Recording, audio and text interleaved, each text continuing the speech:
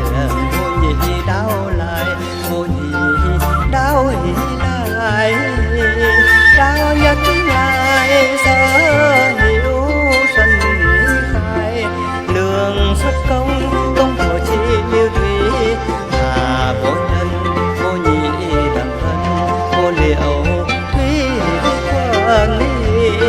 tiếng ly lực ly xuân thầm vân, đồng tâm ngã chỉ như điệu thường, phi hoàng thiên nhất sắc hè như châu sương chi là áo bành,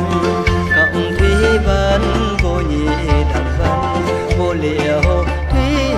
quần ly, đau nhất lại sở hữu xuân khai, đường xuất công công của chị Liêu Thủy, hà vô nhân vô nhị bằng vân, vô liệu thủy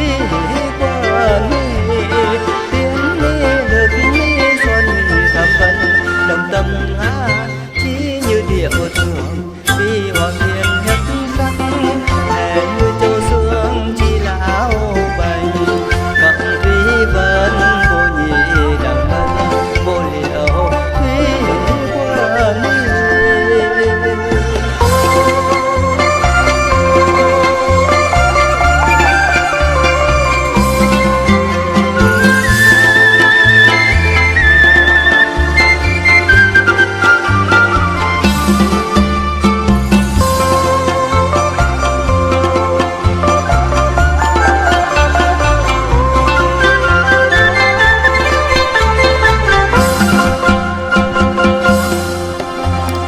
Khoan thế